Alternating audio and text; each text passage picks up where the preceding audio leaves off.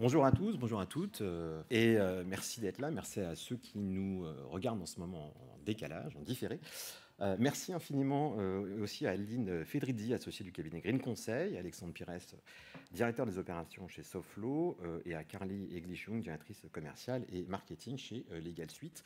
Comment l'intelligence artificielle augmente votre productivité? Est-ce qu'il y a des questions? Non? Non. Donc nous avons des réponses, vous allez voir, je pense, au fur et à mesure. Alors déjà, ce qu'on va faire, c'est qu'on on va tout de suite désacraliser, démystifier et enlever toutes les crispations et fantasmes autour de l'intelligence artificielle. Nous allons nous attacher à rendre l'IA très pragmatique en passant de grands concepts abstraits à des solutions concrètes. On a longtemps cru que déployer de l'intelligence artificielle dans une organisation, dans une direction juridique, nécessitait d'avoir des compétences dédiées en interne.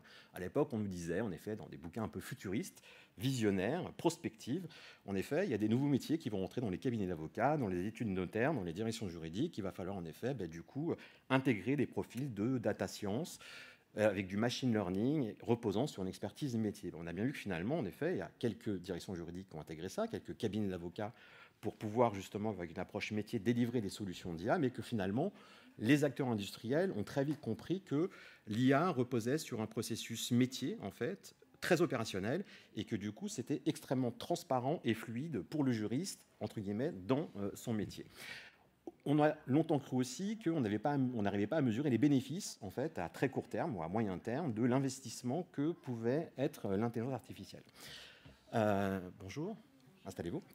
Pourquoi? Parce que l'IA a été pensée et réfléchie donc pour s'intégrer, comme je dis, de manière transparente, que l'IA répond aujourd'hui de manière tangible à des processus opérationnels et à des cas d'usage reposant sur l'expertise du juriste en venant renforcer donc votre valeur ajoutée.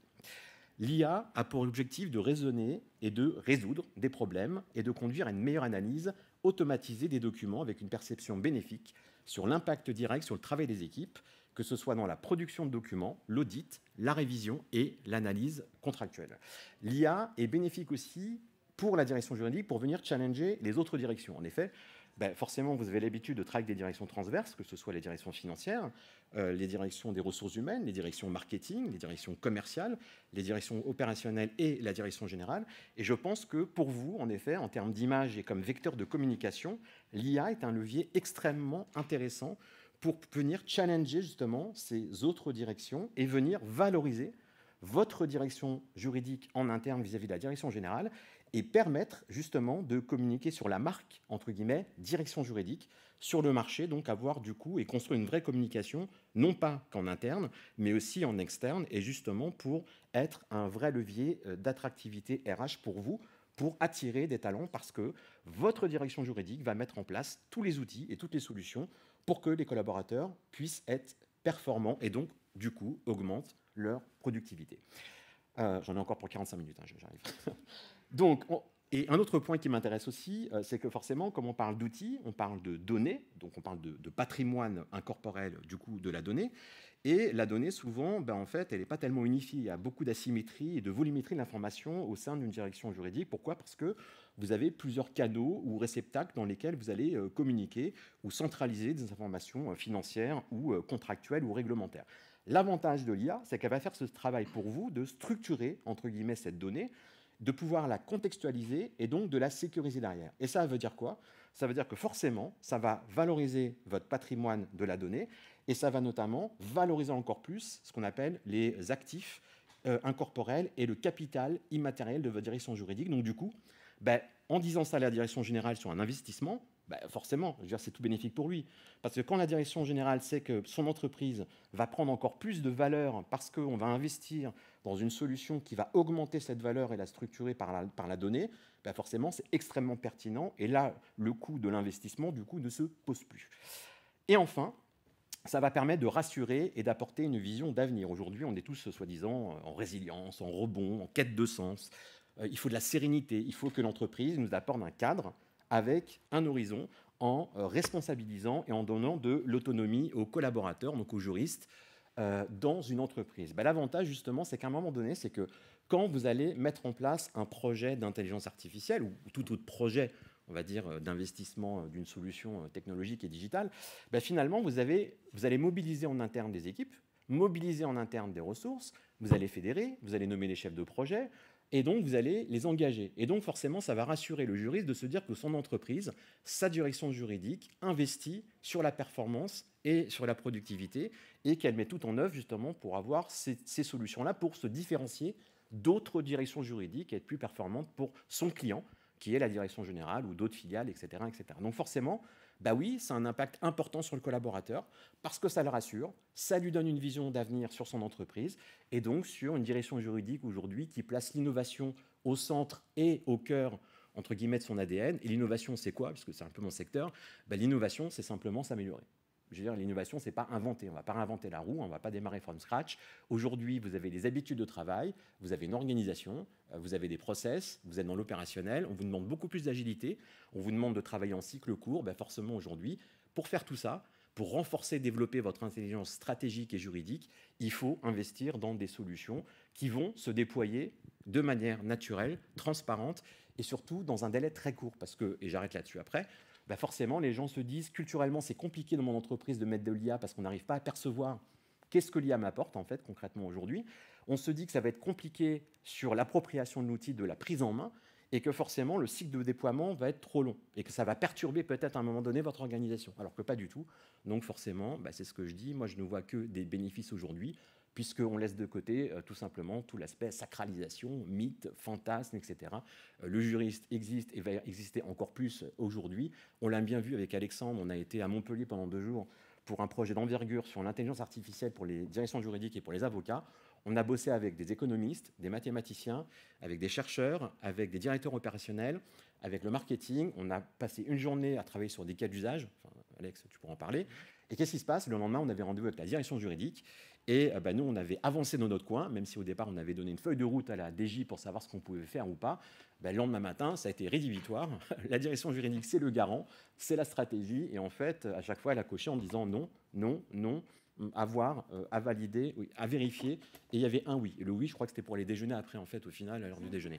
Donc, ce que je veux dire par là, c'est que oui, aujourd'hui, la direction juridique, et nous, c'est le cas parce qu'on a un groupe industriel dans la technologie chez Septéo, et en fait, notre direction juridique a vraiment aujourd'hui une vraie maîtrise des enjeux techno, business, réglementaires et juridiques. Et ben, forcément, je crois que c'est la première personne à consulter. Cette fois, j'ai bien compris, il n'y a pas de souci.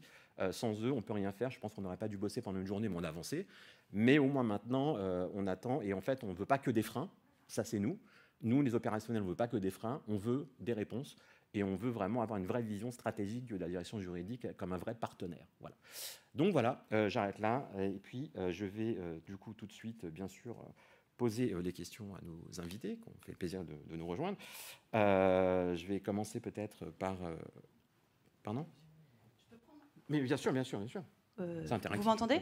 Ok, super. Bonjour à tout le monde. En fait, on a effectivement une demi-douzaine de questions pour échanger, débattre avec vous. Et donc là, je casse tout le programme, puisque je demande est-ce que je peux dire quelque chose?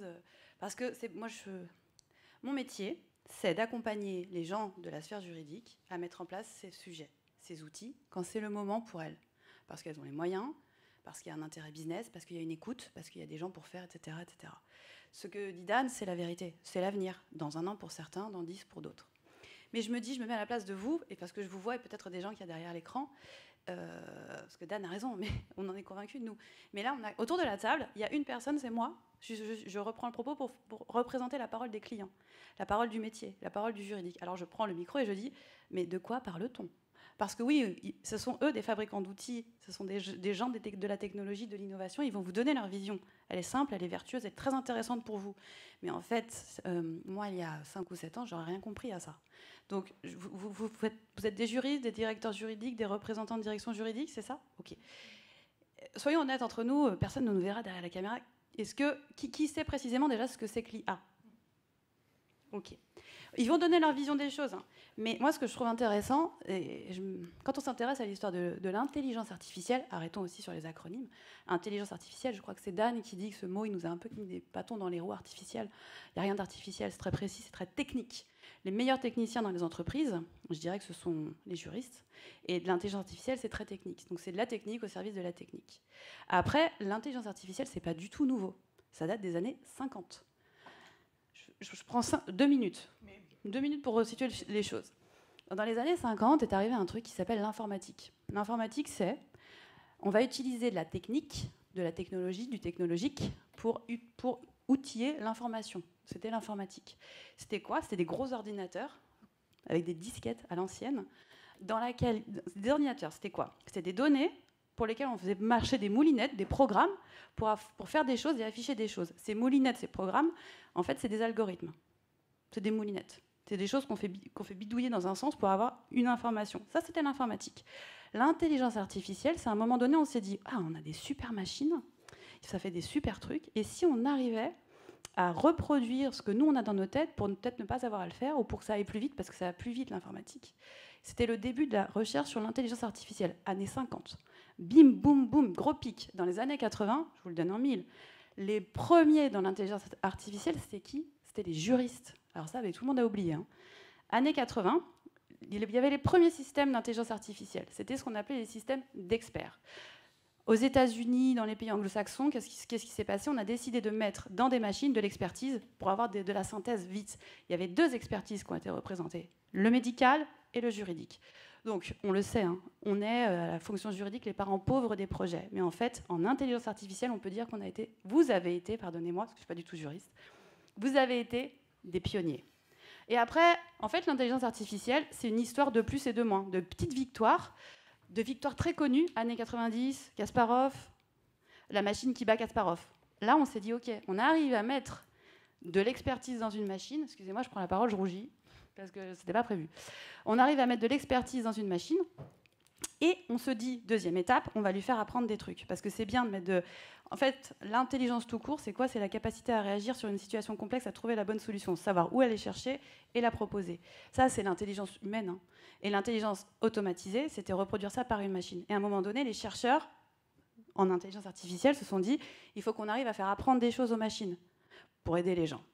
Et ça, c'était la deuxième vague. Et en fait, on en est là, parce que là, il y a eu des vraies victoires. 2016, c'était le jeu de Go, c'était le système de Google qui battait un des champions du monde du jeu de Go, etc. etc. Ça, c'est les victoires les plus connues. Et aujourd'hui, en effet, l'intelligence artificielle, vous la connaissez au quotidien. Ça va être Google Maps qui vous pousse le chemin à prendre pour éviter les bouchons. Ça va être, quand vous allez sur YouTube, on va vous proposer la séance de yoga, parce que la dernière fois, puisqu'on est tous confinés et qu'on a tous fait du yoga chez soi, quand on a allumé YouTube, c'était pour faire une séance de yoga entre midi et 2. Ça, c'est de l'intelligence artificielle, c'est de la proposition de solutions. Mais la Google Maps, qui va vous proposer la bonne route, ne va jamais vous dire, par exemple, quel champ remplir dans votre fiche contrat, parce qu'elle a été capable de le trouver dans un contrat toute seule. Une intelligence artificielle, c'est un système expert sur un sujet donné. Et donc là, ce dont on va vous parler aujourd'hui, c'est des outils qui utilisent l'informatique. Et parce qu'ils vont vous parler d'algorithmes. Hein. Donc c'est les moulinettes derrière qu'ils fabriquent, qu'ils réinventent quotidiennement, pour que ce soit des moulinettes spécifiques pour aller travailler la donnée juridique et la proposer à des juristes pour leur métier. Mais une intelligence artificielle va se traiter des contrats, va traiter du contentieux, va traiter de ceci, va traiter de cela. C'est pas magiquement. C'est un travail très technique pour des techniciens. Voilà, je voulais juste me permettre, parce que c'est un gros travail que de juste vulgariser le propos, et de se dire qu'en fait, vous savez ce qu'ils peuvent faire avec leurs outils, et voilà. Et donc on va parler de choses qu'on connaît tous. Voilà. Enfin, pas nous, enfin, si je peux me permettre. Alors, on peut en débattre, hein, c'est un sujet aussi que je connais bien. Alors, années 50, le test de Turing, hein, vous le savez, donc c'était le challenge. Voilà, c'est ça. Qu'à un moment donné, on va dire que l'ordinateur raisonne comme un humain et peut tromper un autre humain. Mais concrètement, l'intelligence artificielle est arrivée en 56 à une conférence d'Dartmouth, et donc c'est pour ça que je voulais arriver aujourd'hui à notre conférence à nous. Donc, et en fait, c'est vrai que 65 ans après, on se pose encore la question, qu'est-ce que l'IA? Vous voyez la preuve. Et sauf qu'à l'époque, si je reprends ça un peu, à l'époque, c'était de permettre à des ordinateurs de penser et d'agir comme des êtres humains. Le problème, c'est qu'ils n'ont pas essayé de penser et d'agir comme des juristes. Voilà. Pourquoi je vous dis ça? C'est parce qu'il y a un syllogisme chez les juristes. Et donc, c'est beaucoup plus complexe qu'un raisonnement, excusez-moi, c'est pas pour dire, mais qu'un raisonnement humain, parce que ce syllogisme fait qu'il va falloir justement avoir de l'apprentissage, des machines. Alors certes, c'est de l'algorithmie, mais le travail que fait Alexandre, et qui met au bénéfice aussi de Legal Suite, c'est un vrai travail, en fait, c'est pas des développeurs dans leur coin, c'est que c'est des gens qui travaillent avec des juristes, parce que là, on est sur un marché juridique, on serait sur la reconnaissance d'images, on travaillerait avec d'autres personnes, etc. Mais donc, ce que je veux dire par là, c'est que c'est un vrai apprentissage. On part, en fait, du métier, c'est-à-dire de vos problématiques métiers, donc on ne peut pas travailler sans vous, forcément, et on va faire de l'entraînement, et en fait, on va entraîner, et donc la data science arrive justement par rapport à ça, et les profils dont je vous parlais de machine learning et de data scientist, Alexandre va en parler, forcément, aujourd'hui, on travaille avec ces juristes pour savoir si ça répond aujourd'hui à une problématique métier.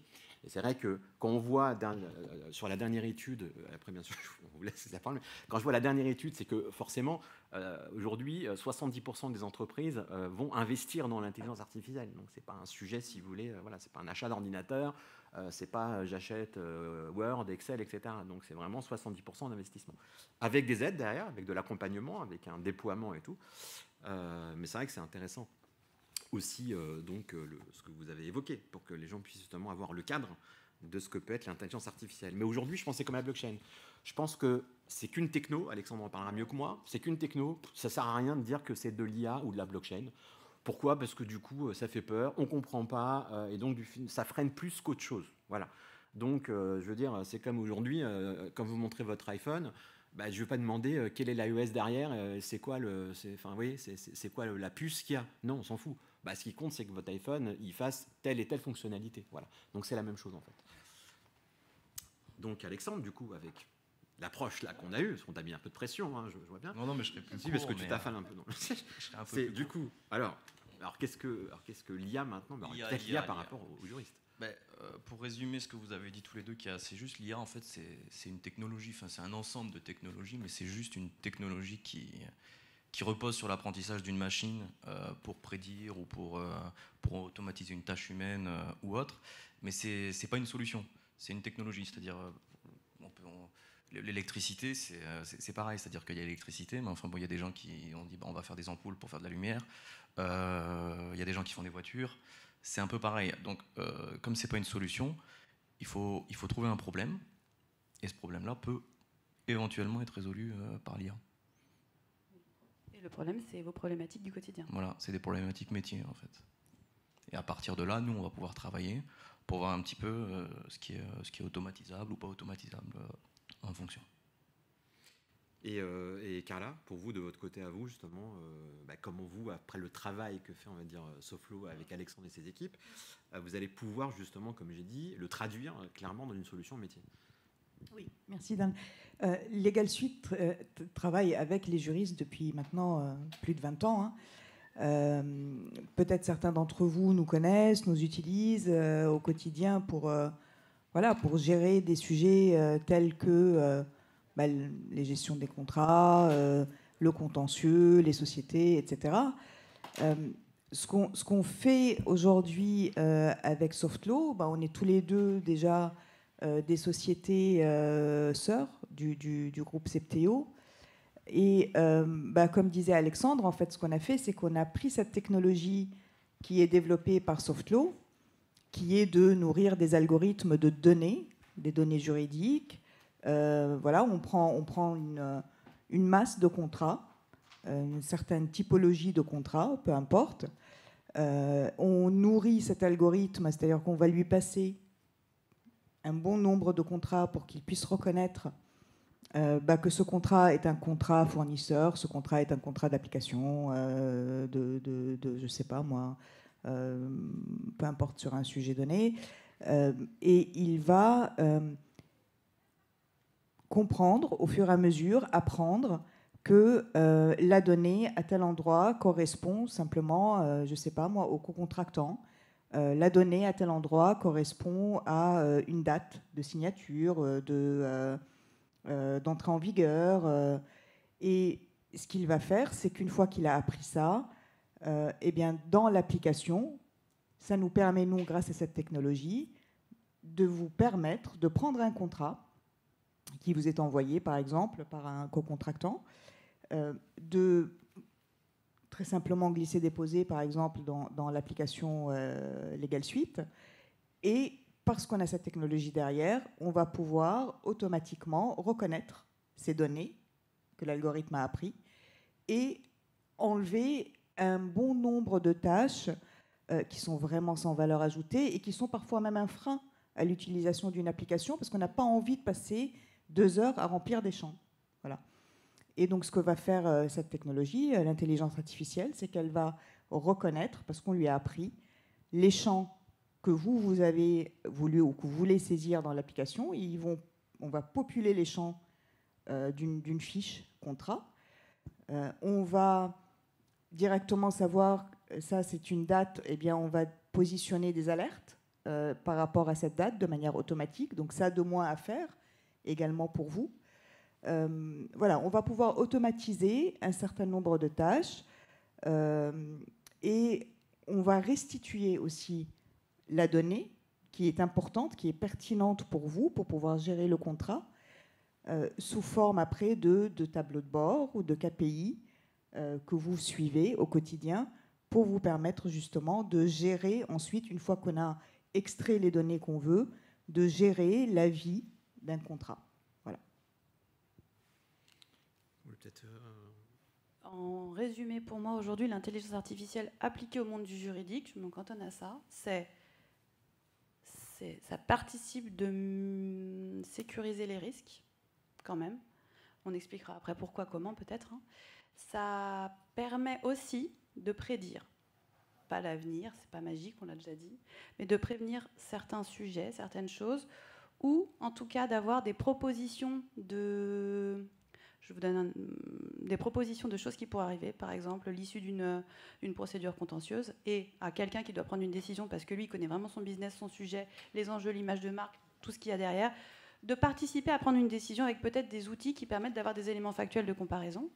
Et ça permet de moins passer de temps à faire des trucs, j'allais dire, il n'y a pas forcément énormément de monde, à faire des trucs chiants, des trucs qui font perdre du temps. Assurément, l'intelligence artificielle augmente ou augmentera votre productivité sur les sujets importants, votre productivité sur vos tâches à valeur ajoutée, sur vos tâches à expertise. Et on va voir après un petit peu comment ça se fait déjà concrètement. Ça permet de compléter, d'étayer aussi vos arguments à présenter justement dans certaines réunions, à diffuser aussi des synthèses et des modèles statistiques, parce que c'est vrai qu'Adeline parlait justement de certains litiges et de contentieux. On sait très bien qu'un des pionniers là-dedans, ça a été AXA, justement, avec leur branche, je crois que c'était Juridica, qui a misé énormément dès le départ sur l'évaluation du contentieux de masse, justement, dans les contrats d'assurance. Après, vous avez aussi pas mal de contentieux dans les directions juridiques, hormis l'approche conseil que vous pouvez délivrer, comme quand Alex et moi, Alexandre et moi avons été voir la direction juridique, mais du coup, c'est vrai que ça valorise. Ça peut que renforcer votre rôle, forcément, de stratégiste et en plus de conseil. Et ça permet forcément aussi, en tant que d'aide à la décision, c'est vous qui allez prendre forcément la décision finale, mais au moins, vous allez pouvoir avoir plusieurs scénarios à proposer, à évaluer et qui vont peut-être rejoindre le plus, à un moment donné, votre ressenti. Voilà. Alexandre, question encore délicate avec... décidément, tu as tous les trucs. Hein. Qu'est-ce que l'IA? C'est quoi la promesse? Bon, alors, donc, on parle beaucoup, en effet, du coup, on a parlé un peu de l'approche de l'IA et peut-être de ce qu'elle pouvait faire. Maintenant, on va parler de promesses. Alors, quand je parle de promesses, c'est vraiment intéressant parce qu'en termes de discours, on parle souvent de la perception de la valeur. Et on en parle souvent, d'ailleurs, en effet, beaucoup dans nos domaines à nous. C'est-à-dire entre ce qu'on va vous annoncer, ce qu'on va vous dire sur les fonctionnalités avancées justement d'une solution, sur ses bénéfices, forcément on va vous vendre la chose. Vous allez la vendre en interne aussi forcément pour les investissements ou pour vos équipes en disant on va investir là-dedans, vous allez voir ce que ça va faire. Ça c'est de la promesse. Okay, mais entre la promesse et la perception forcément de la valeur derrière délivrée et de concrètement ce qui a été éprouvé dans votre direction juridique et le rendu final et l'apport, c'est deux choses différentes. Donc c'est vrai que aujourd'hui, Alexandre, du coup, quelles sont les promesses de l'intelligence artificielle? Alors nous, dans le travail qu'on a fait avec Legal Suite, on a identifié trois grandes promesses. La première, c'est la productivité, donc le gain de temps en fait, que vous allez pouvoir réaliser sur les tâches chronophages, répétitives, reproductibles. C'est sûr que si vous faites une revue de contrat, aller chercher la clause de cession de contrôle, est-ce qu'il y a une tacite reconduction, etc. Sur une centaine de contrats, ça va beaucoup plus vite si vous êtes dans un rôle de contrôle et de conformité de l'information plutôt qu'un rôle de saisie et de recherche. Donc la première grande promesse, c'est celle-ci, gain de productivité. Ensuite, c'est sécurité juridique parce qu'il va y avoir beaucoup moins d'erreurs, beaucoup moins d'étourderies humaines, etc. sur ces informations-là parce que l'intelligence artificielle, si elle est vraiment entraînée sur cette typologie de contrat-là, elle va faire très très peu d'erreurs. je complète avec... donc il y a les erreurs, et puis il y a aussi, quand on doit saisir ces fiches contrats, qu'on a sa pile de contrats, et qu'on en a fait 150 parce qu'on sait qu'on doit le faire avant, par exemple, pour la loi, pour la LME, avant le 1er mars, pour les contrats clients, et qu'on fait ça à la nuit, etc., on peut se tromper. Mais il y a aussi le cas de figure, je ne sais pas si c'est votre cas, et c'est le cas en vrai chez beaucoup, on file les contrats à saisir dans les fiches contrats, c'est dont on parle, à des alternants, à des stagiaires l'été, qui sont là juste pour faire ça, des alternants en études juridiques, et en fait, ils ne savent pas où il faut mettre les trucs, sauf qu'ils savent qu'il faut faire le boulot, ils le font comme des petits soldats, et on arrive à des fiches contrats qui sont remplies d'erreurs. Et c'est vrai que programmer une machine pour le faire, ça sauve les stages des juristes, hein, et puis ça limite les erreurs. Voilà, juste pour compléter. Non, mais pour compléter aussi, on avait mené des statistiques, des études. On a quand même noté 3 fois moins d'erreurs de saisie quand on fait une extraction de données grâce à l'intelligence artificielle. Et dans l'application Legal Suite, vous allez, on va faire cette extraction avec l'intelligence artificielle et vous donner la possibilité de valider, de vérifier. On vous donne un indice aussi qui va vous dire notre indice de confiance, l'indice de confiance de l'algorithme. Souvent, quand on est au-dessus de 90% d'indice de confiance, on considère que l'intelligence artificielle a raison et on peut automatiser. D'ailleurs, de toute façon, plus on va l'utiliser et plus la confiance, que c'est ça aussi, hein, on parlera des freins tout à l'heure, mais plus la confiance va être là et plus on va laisser cette automatisation aller jusqu'au bout. Donc on vous donne cet indice, et lorsque l'intelligence artificielle, le robot, l'algo, n'est pas très confiant parce que c'est un contrat qu'il n'a pas eu l'habitude d'avoir, qu'il n'a pas étudié, qu'il n'a pas vraiment appris, on vous le signale et vous avez la main pour valider les données. Hein. Ce n'est pas intégré sans aucun contrôle possible de votre part, loin de là. Et juste pour illustrer encore vos propos, on se rappelle tous pendant le premier confinement que là, on a dû faire face à un afflux d'ordonnances et réglementaires, et forcément les juristes ont été au front parce que vous avez été sollicités de partout pour décrypter justement les choses, et puis et même les DRH vous ont sollicité, enfin vraiment toutes les directions vous ont sollicité. Donc, et qu'est-ce qui s'est passé? Forcément a été activé les cas de clauses de force majeure et d'imprévision. Il y en a qui avaient des solutions tout de suite pour analyser 30 000 documents et pouvoir où étaient les causes de force majeure et d'imprévision pour pouvoir après répliquer sur tous les contrats. Et il y en a qui ne l'avaient pas et qui ont dû passer des journées et des nuits pour pouvoir à un moment donné reporter ça sur les autres contrats et avertir leurs clients ou quand vous êtes en franchise, par exemple, les agences, etc. etc. On poursuit? Non, c'est bon, coupé, tu étais sur les promesses, Alexandre. On vous a coupé. Oui, on vous a coupé, c'est vrai. Mais parce qu'on...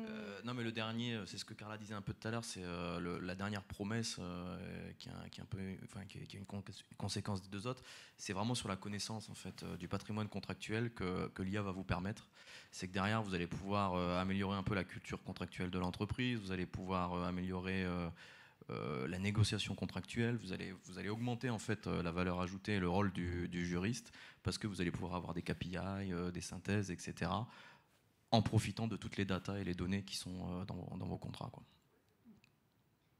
Je lance une question dans le public. Hein. Est-ce que vous avez aujourd'hui une idée de ce que coûte aux entreprises une mauvaise gestion contractuelle? C'est du non. C'est du non. Ah, il y a une main levée.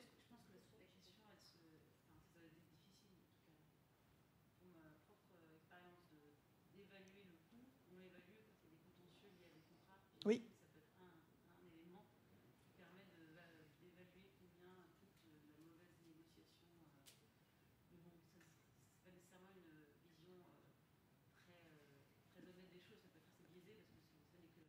Ponctuel.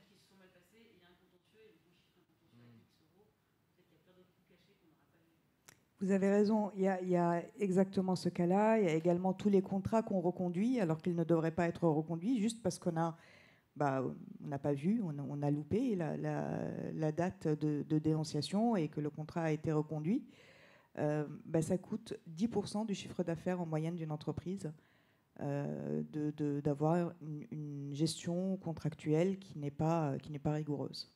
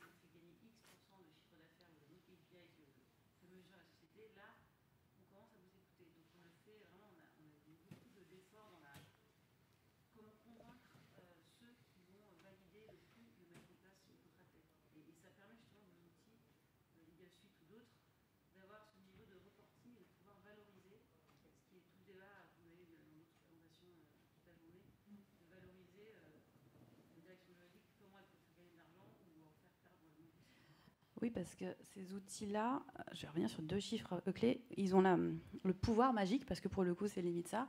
Quand on investit dans un outil, à un moment donné, vous savez, ces espèces de tableaux de bord, de fichiers Excel, pour arriver à avoir des camemberts, des histogrammes que vous mettez une semaine à faire tous les mois, parfois toutes les demi-années, quand vous avez des grosses assemblées à préparer. Ce qui est génial quand on investit dans les outils, c'est qu'à un moment donné, quand ils tournent et qu'ils sont alimentés, il suffit d'appuyer sur un bouton, parce qu'on aura bien réfléchi au départ pour savoir quel histogramme camembert on a besoin d'avoir à quel moment. On appuie sur le bouton, enfin on clique, et on l'a de manière automatisée. Donc pour aller voir les chefs, pour aller leur montrer les chiffres, les clés, si on a bien fait les choses au départ, franchement, ça c'est vraiment transparent après. Les chiffres dont parlait Carla, c'est plus ou moins les mêmes chiffres. 9,2% du chiffre d'affaires des grosses entreprises est considéré comme perdu dans la défaillance de processus de contractualisation et de suivi des échéances de contractualisation. Dans les entreprises, 1 contrat sur 2 est renouvelé de manière automatique, sans réflexion, sans validation préalable. Parfois, c'est fait exprès. Renouvellement tacite, on le sait, c'est OK. Mais parfois, il y a des choses à revoir. 1 sur 2. Et encore un chiffre. Alors, j'ai extrêmement confiance dans les outils proposés par Legal Suite et Softlaw, que je connais depuis 10 ans. Oui, on vieillit. Depuis 10 ans maintenant. C'est un acteur majeur. Mais il y a plein d'autres acteurs sur le marché. Et moi, je suis là pour représenter la voix du client, la voix du métier, la voix de la fonction juridique qui travaille avec Legal Suite, assurément, mais avec d'autres. Et des outils, j'en ai vu plein. Notre travail, ça a été d'aller creuser le truc et de voir dans les différents outils comment ça marche, qu'est-ce que ça fait gagner comme temps. Je dirais que tout outil d'intelligence artificielle qui sert à quoi? À remplir les fameuses cases dans les fiches contrats.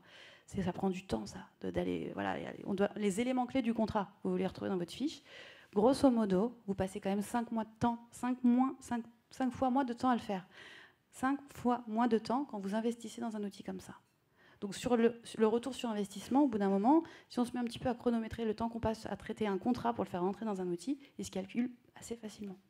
Par rapport au bénéfice-risque. Après, moi, j'ai apprécié ce qu'a dit Madame aussi, c'est que forcément, pendant longtemps, vous jouez sur le coût, mais là, c'est le gain plus, parce que, en fait, souvent, la direction juridique était vue pendant longtemps comme un centre de coût et pas un centre de profit. Grâce à ces outils-là, entre guillemets, aujourd'hui, oui, vous n'allez pas faire économiser de l'argent, mais vous allez faire gagner de l'argent à l'entreprise, donc forcément, les attentions sont sur vous. Et voilà, donc c'est vrai que c'est extrêmement intéressant. Il y avait une autre promesse ? Non, il y en avait 3 grandes. T'as que 3 promesses ? Oui, il y en a peut-être d'autres.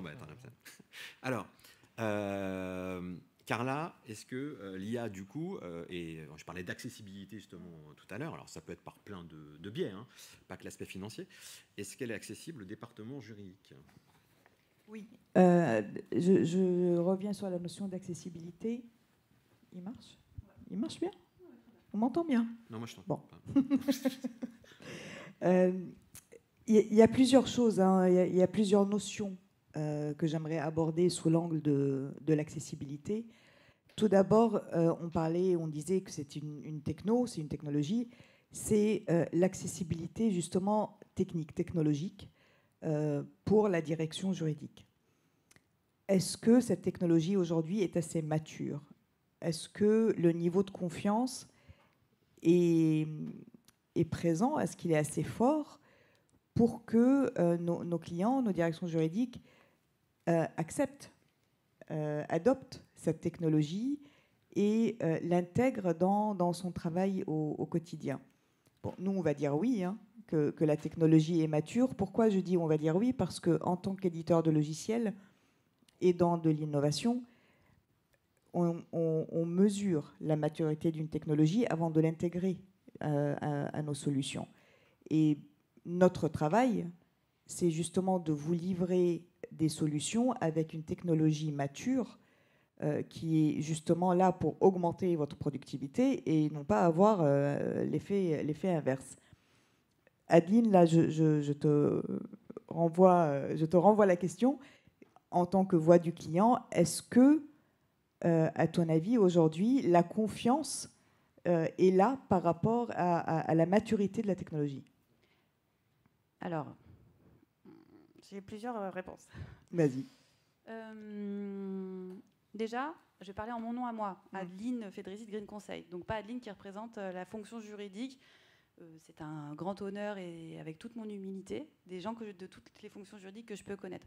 Petite structure, grande structure, secteur public, secteur privé, je vais revenir dessus ensuite.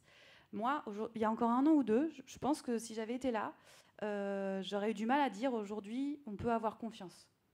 Parce que je pense que c'était encore un peu fragile. Enfin, en tout cas, en France, tel que proposé pour les fonctions juridiques en France, j'aurais eu du mal à m'engager complètement et à dire oui, c'est bon, c'est... Aujourd'hui, oui, je pense qu'il y a des belles solutions accessibles facilement. Après, la confiance de la fonction juridique, alors attention, s'il y a un métier dans l'entreprise qui va mettre du temps à accorder sa confiance, c'est la fonction juridique. Oui. C'est son métier, c'est sa culture, c'est son éducation, c'est sa valeur. Par contre, rendons-leur ce qui leur appartient, ce qui vous appartient. Un juriste, une direction juridique en confiance, elle ne vous lâche pas. Premier point. Et après, il y a une autre chose pour moi, c'est la confiance, on l'accorde parce que l'on comprend et que l'on sait ce qu'on a en face de nous. Et pour moi, pour qu'il y ait vraiment une confiance instaurée et que que les discussions puissent s'engager facilement, on peut avoir confiance quand on sait. Et je pense qu'aujourd'hui, enfin, pareil, je vous ai dit que vous étiez brillant et tout, mais vous êtes peut-être une des fonctions, peut-être pas vous, mais une des fonctions juridiques les moins éduquées à vous lancer dans des projets technologiques. Votre éducation ne regorge pas de technophilie, ne regorge pas d'IT, d'high-tech, de legal tech, et on vous demande d'en sortir de vos études et quand vous arrivez dans les entreprises, d'aller choisir une legal tech. Mais déjà, qu'est-ce que c'est, quoi? Et en fait, je pense qu'il faut se faire rencontrer le niveau de maturité du sujet par la fonction juridique avec le niveau de maturité de l'outil. Et quand on arrivera à ça, je pense qu'il n'y aura plus trop de problèmes. La fonction juridique choisira le bon outil pour faire, voilà, pour ce qu'elle doit faire. Mais il faut faire ce point de rencontre. Et en fait, en disant cela, je me dis qu'une conférence comme celle-ci sert à ça, à se faire rencontrer les deux niveaux de maturité. La connaissance et la techno, je pense qu'elle y est. La vôtre, en tout cas, oui. Et à partir de là, après, alors, il y aura peut-être la confiance, ouais. Et ça rejoint le deuxième point d'accessibilité que je voulais couvrir, qui est la mise en œuvre opérationnelle, la conduite de projet, et ça... Ah oui, parce que c'est un projet quand même. C'est ton quotidien. Ouais. Oui, ça reste un projet. Pourquoi ça reste un projet? Parce que avec Alexandre, on va, comme je l'ai dit tout à l'heure, on va nourrir notre algorithme avec beaucoup de données. Mais on n'a pas l'exhaustivité de tous les contrats, de la typologie de contrats, de ce que vous gérez au quotidien. Et ça reste un projet parce que il est, à mon avis, tout à fait possible et même probable, lorsque vous voulez mettre en place une solution logicielle avec de l'intelligence artificielle, qu'on vous dise on doit entraîner l'algorithme à reconnaître vos contrats. Donc il y a certaines choses qui sont aujourd'hui normalisées. Alexandre, tu pourrais expliquer plus que moi. Il y a des choses qui sont normalisées, qu'on sait faire. Et puis il y a certaines données que vous allez individuellement dans vos entreprises, dans vos organisations vouloir mettre en lumière, pour lesquelles l'algorithme n'est pas entraîné. Elles vous appartiennent, ce sont vos données, c'est votre contexte. Et là, on a besoin d'entraîner l'algorithme et de rentrer dans un projet. Alexandre, est-ce que tu veux? C'est ça, en fait, nous, notre algo, il est un peu généraliste, c'est-à-dire qu'il va répondre, on va dire, à 80-90% des contrats. Après, c'est sûr que si vous faites le premier contrat pour aller sur la Lune avec des clauses qu'on ne connaissait même pas l'existence, on va rien reconnaître du tout, et là, l'IA va pas vous apporter de valeur. Après, nous, ce qu'on essaye de faire quand une direction juridique souhaite mettre ça en place, c'est qu'on va vous demander un petit peu l'exhaustivité et la typologie de contrat que vous avez chez vous. Et en fonction de ça, soit effectivement l'algorithme standard va correspondre et va vous apporter suffisamment de valeur, ou alors on va vous dire, écoutez, on va entraîner un nouvel algo sur une typologie de contrat sur laquelle on n'est pas assez résistant aujourd'hui pour pouvoir arriver à un niveau suffisant pour l'utilisation quotidienne, quoi. Et une fois qu'on arrive à faire ça, ça recouvre le troisième point d'accessibilité que je voulais mentionner, et qui est là l'accessibilité fonctionnelle. On est en plein dans ton métier aussi, Adeline, dans l'accompagnement au changement, parce que ce que ça va pratiquement apporter, avant tout, c'est une modification des usages. on ne travaille plus de la même manière. On sait qu'on a accès à de la donnée qui était dans les contrats, dans les placards, etc., où il fallait des heures pour aller chercher une information. Et franchement, je parle encore plus en connaissance de cause avec notre juriste chez Legal Suite. Lorsque j'ai besoin d'une information sur un contrat, eh bien, il ne va pas me donner ma réponse dans l'encadrement, l'entrebâillement de la porte où j'ai passé ma tête pour lui dire Michael, j'ai une question sur tel contrat. Etc. Non, il va prendre le temps qu'il lui faut pour aller regarder les contrats, est-ce qu'il y a eu des avenants, est-ce qu'il y a eu d'autres choses, etc., croiser les données, croiser les informations et pouvoir m'apporter la réponse la plus fiable qu'il puisse m'apporter. Et ce qu'on apporte, nous, dans nos solutions, c'est justement cette modification des usages, de se dire, aujourd'hui, la donnée, elle est accessible, elle est facilement exploitable. Je n'ai plus à aller dans mon placard pour chercher pendant des heures la réponse à apporter à mon opérationnel. Je vais pouvoir aller beaucoup plus vite. Mais est-ce que, Adeline, par exemple, dans les projets que tu as accompagnés, cette modification d'usage, est-ce que tu l'as sentie? Est-ce que... J'étais en train d'y réfléchir. Et en fait, chez Green, on accompagne 2 grands types de métiers. Les commerciaux, la relation client, rien à voir. Mais l'intérêt, c'est qu'il y a quand même un côté un peu en avance sur les projets informatiques, parce que c'est souvent les fonctions les plus front office, les plus exposées, qu'on équipe.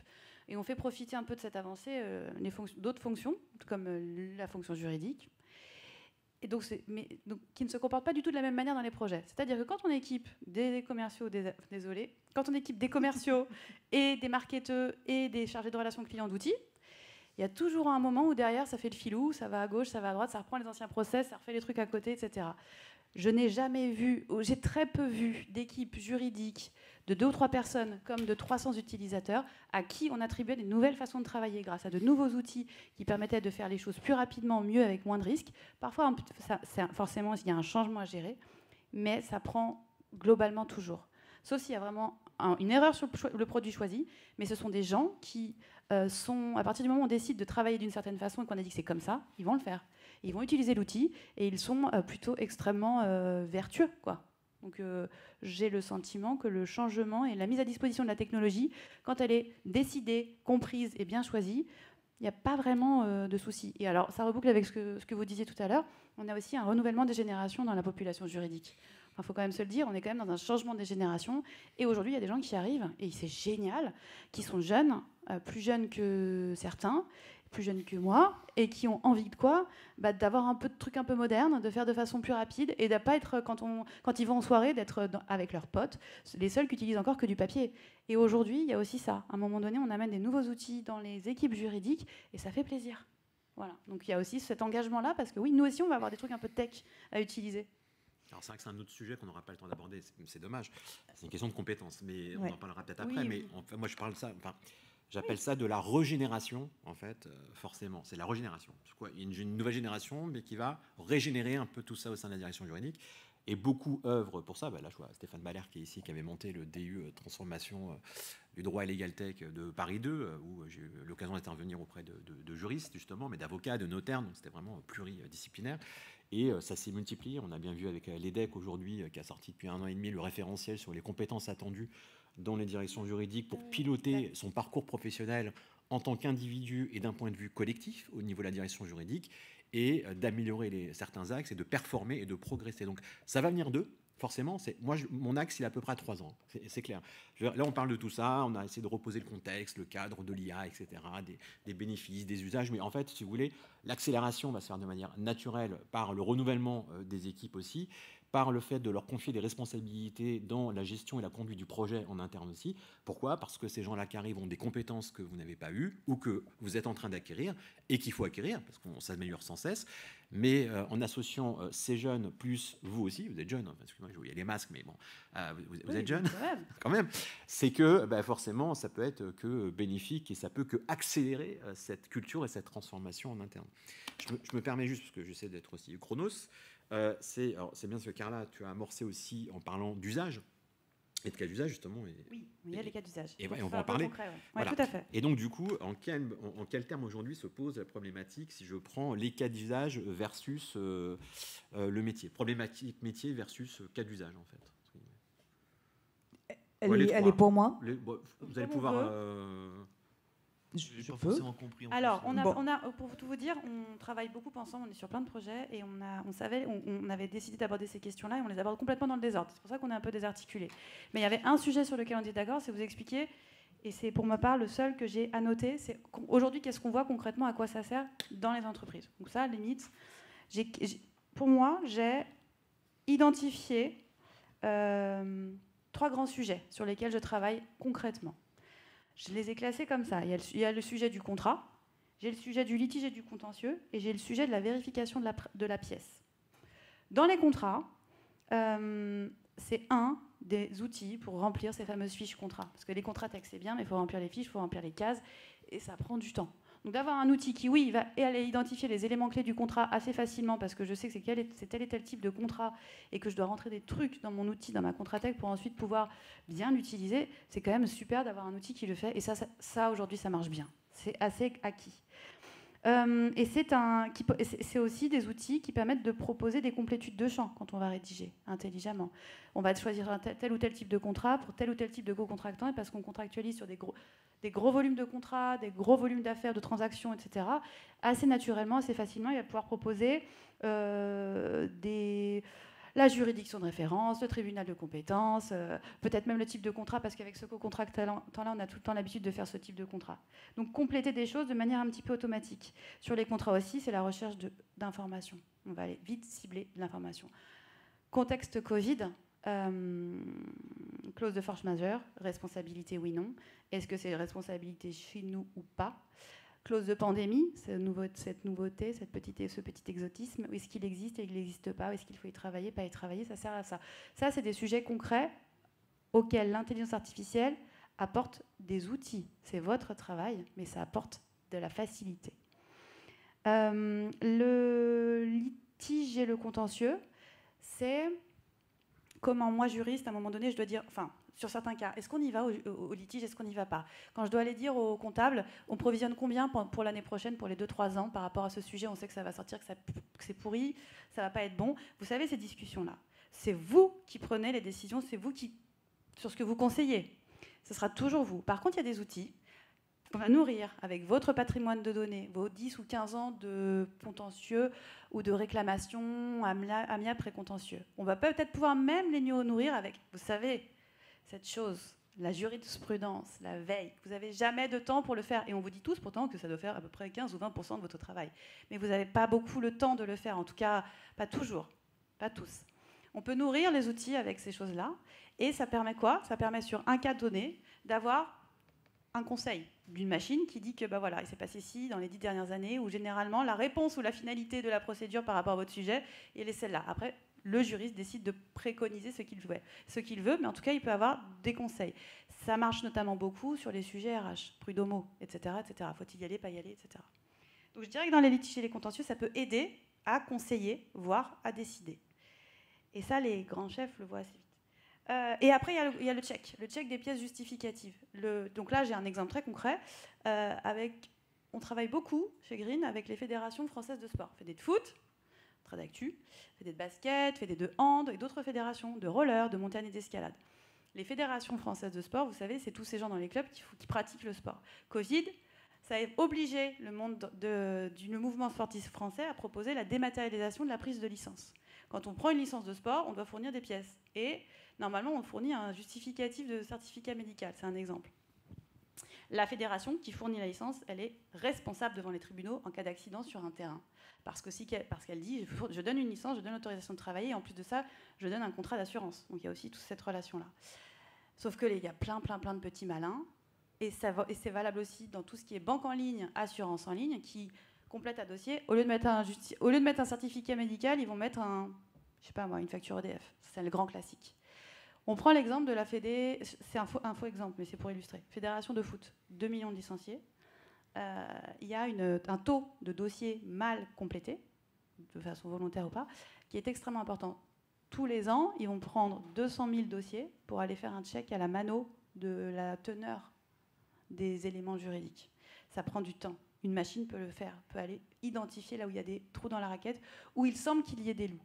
Donc la vérification des éléments d'un dossier, et notamment des pièces réglementaires, des pièces justificatives et des pièces contractuelles, ça aussi, ça peut être automatisé. Donc voilà pour les exemples majeurs que j'ai en tête. Oui.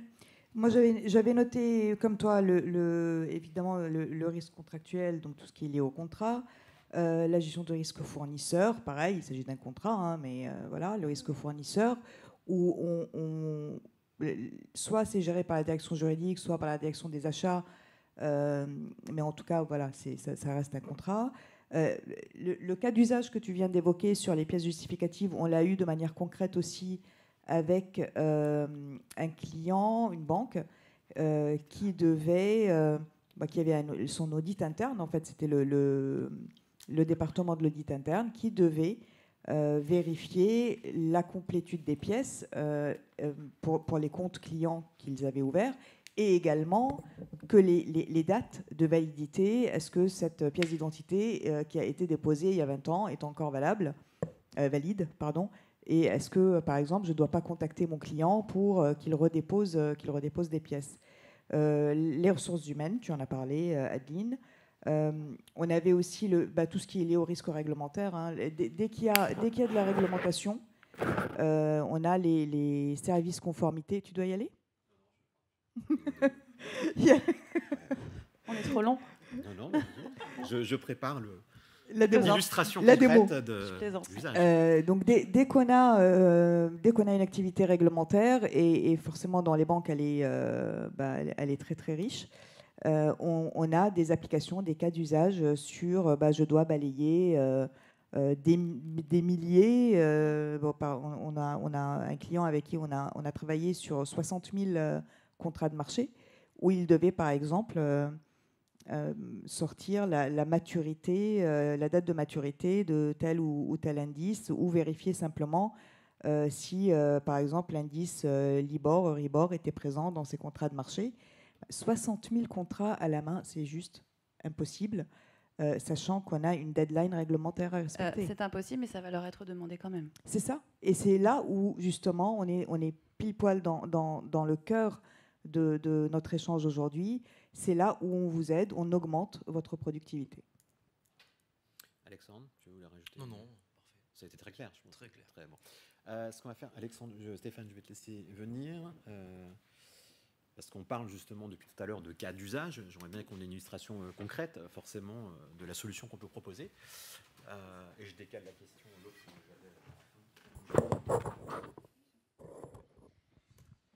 Bonjour à tous. Il paraît qu'il faut que je demande à la régie de basculer l'écran, s'il vous plaît. Démo. Démo.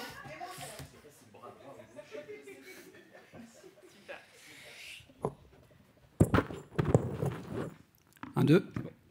Bonjour à tous. Donc 5 minutes, c'est la durée de mon intervention, et c'est même pas la durée pour vous illustrer tous les bénéfices qui vous ont été exposés par mes collègues. Donc là, je me connecte sur la solution Galaxy. On va faire très simple. Aujourd'hui, quand vous recevez un contrat, comme le disait Carla tout à l'heure, un contrat fournisseur lambda, la seule tâche que vous allez avoir à effectuer, c'est un simple glisser-déposer. Globalement, pour enregistrer un contrat jusqu'à présent, il vous fallait peut-être entre 10 et 15 minutes le temps de retrouver les informations dans le contrat. Je vais vous illustrer par l'exemple qu'aujourd'hui, on est plutôt sur une base de 30 secondes. Donc, je vais prendre mon contrat, je vais juste le glisser-déposer dans la solution. Vous voyez en bas à droite le fameux algorithme qui est en train de travailler. Donc, il prend typiquement 10 secondes pour aller rechercher les informations. Alors, bien sûr, ça va dépendre de la taille de votre document. Voilà, c'est terminé. Donc, on va regarder le résultat de son analyse.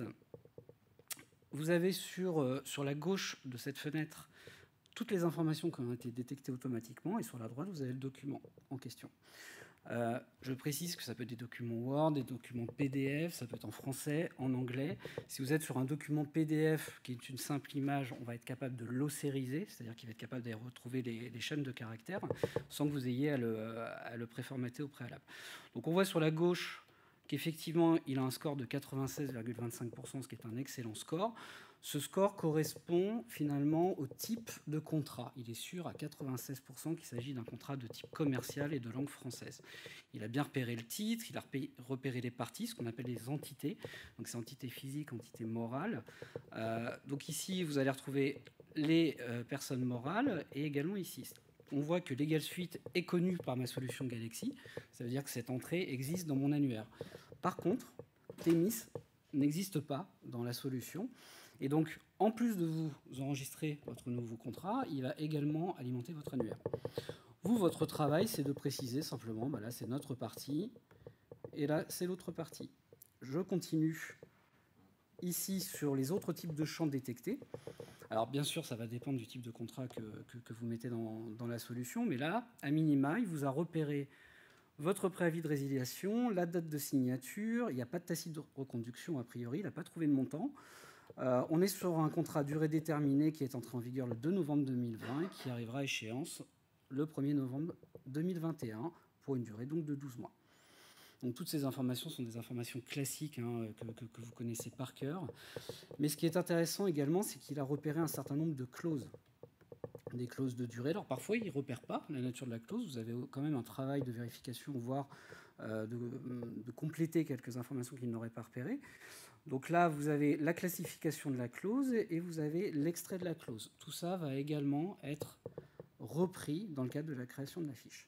Donc là, je prends mon temps, vous l'aurez compris, mais clairement, si vous connaissez même déjà le document, avant même de le mettre dans la solution, il va falloir 30 secondes pour l'intégrer. On va valider. Donc là, qu'est-ce qui va se passer? Il va vous transformer ce document en fiche, si j'ai une bonne connexion. Voilà. Donc là, vous avez votre fiche contrat référencée avec l'ensemble de ce qu'on appelle les métadonnées principales. Je passe en modification. Il a bien repris votre titre, le type d'opération. Les parties sont bien présentes ici.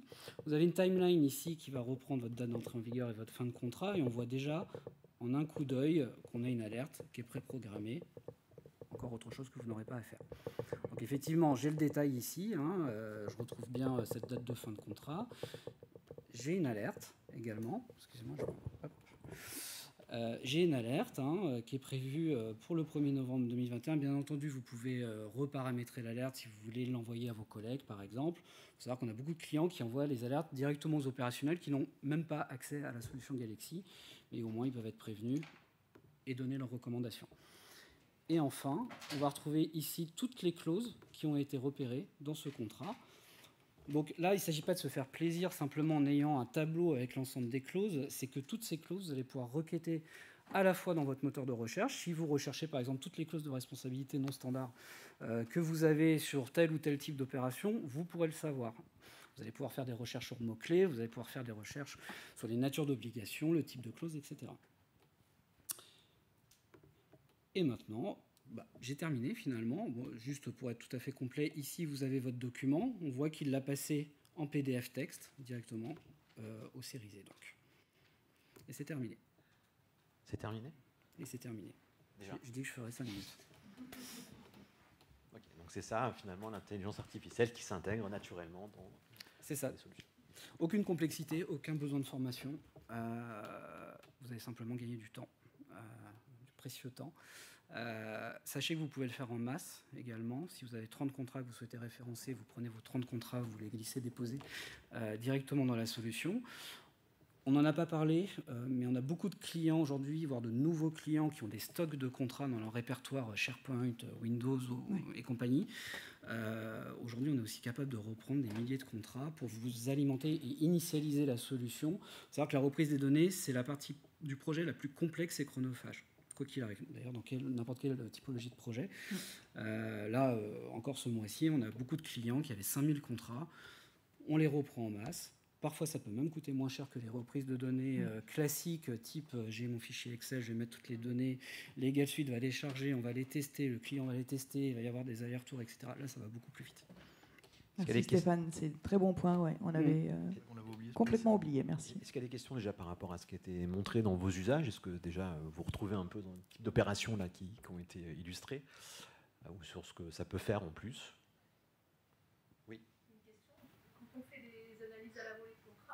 vous pouvez mettre des rapports avec les anomalies? Comment ça se matérialise? Vous parliez de clauses spécifiques, etc. Des anomalies à quel niveau? Vous faites des analyses à la fois oui. Vous volumétrie de contrat, oui. Vous analysez. Oui. Est-ce qu'il y a la possibilité qu'il y ait un rapport qui sorte justement avec ce qui est en anomalie? Ce que l'intelligence artificielle n'a pas reconnu, par exemple? Alors, pas sur la création des fiches, mais ouais, sur la reprise. Par rapport en comparaison. Oui, tout à fait. C'est les équipes Soflo qui travaillent là-dessus, notamment. Effectivement, quand on a des grosses volumétries, déjà, on va prendre un échantillon.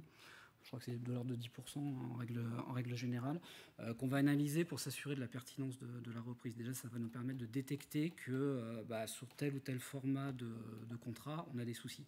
Donc, on va faire travailler l'algorithme spécifiquement dessus et on va pouvoir rejouer jusqu'à arriver à un taux d'acceptation qui... la règle interne, en général, c'est 93-94% de taux de réussite. Mais ça, c'est plutôt aux équipes Soflo de s'en occuper. Ce que j'avais en tête, c'est que j'étais restée assez précise, c'était pas au moment de la reprise de données. Après. On a un instant T. Dans la base, si on veut analyser quelque chose de très spécifique sur un grand volume de contrat, comment se matérialise finalement le résultat? Oui, c'est typiquement quand on a fait, par exemple, justement, j'en parlais, sur les indices. Pour notre client bancaire et qu'on avait pu mettre à disposition le tableau de bord avec vous avez tant de contrats qui comportent l'indice Euribor, tant ont le Libor. Enfin, c'est le tableau de bord. C'est hein. ça. Et certains qui ne le contiennent pas aussi. Exactement. Voilà, c'est ça. Ouais. Exactement. Alors effectivement, donc c'est pas vraiment de l'intelligence artificielle. Enfin, c'est-à-dire l'intelligence artificielle va être un moyen. On va avoir une restitution dans la solution et après on va partir dans la partie vraiment rapport et on va être capable de requêter sur n'importe quelle information. C'est ce que je disais tout à l'heure en fait. Hein. Si on veut vérifier que combien j'ai de contrats qui ont une clause de responsabilité non standard ou tel plafond, etc. Dans les rapports, je peux le faire puisque je peux faire une requête sur la totalité des métadonnées. Les métadonnées sont issues des documents. Voilà. C'est un peu comme dans, vous savez, quand vous faites une recherche Google et vous pouvez trier avec ça actualité, images, photos, français. Voilà. À terme, avec cette solution, une fois que vous avez rentré les données dedans, vous pouvez aller chercher ce qui vous intéresse, faire afficher et trier. C'est fait aussi pour vous faciliter ce travail-là et imprimer et vous faire sortir la synthèse de ce que vous recherchez. C'est pas magique, mais tout ce que vous décrivez là, ça se fait dans cette solution. Ce qui est magique, c'est quand on a justement une volumétrie importante de plusieurs milliers de contrats à analyser, de pouvoir déjà les charger, extraire les données avec l'intelligence artificielle et comme dit Stéphane après, simplement avec le moteur de recherche, de rapport, de KPI, etc., vous restituez la donnée, pareil, en un clic, vous avez exactement ce qu'on disait, c'est-à-dire j'ai tant de contrats avec telle clause et tant de contrats qui n'en ont pas, etc. J'avais prévu un petit exemple ici. Vous voyez, j'ai contrat à risque financier. C'est une recherche, on n'est même pas dans le rapport, on est juste dans la recherche.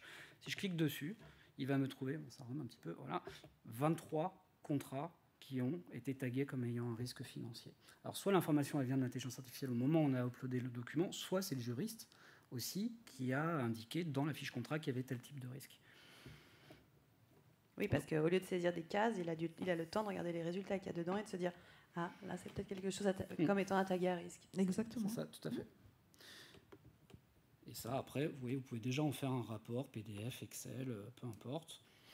Une fois que vous avez créé ce cadre en fait, de recherche, vous n'avez plus qu'à cliquer sur l'export en temps réel, tout simplement. On a même beaucoup de clients, parce qu'on a une petite fonctionnalité sympa qui permet de recevoir ces rapports tous les lundis matins à 9h, ou d'envoyer directement à son manager, comme ça il arrête de m'appeler pour me demander à chaque fois les mêmes informations. C'est trop bien.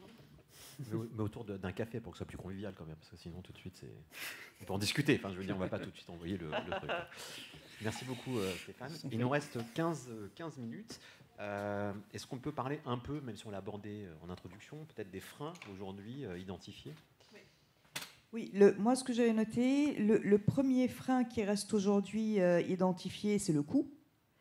Qu'on n'a pas abordé d'ailleurs dans l'accessibilité, hein, mais tout à fait, oui.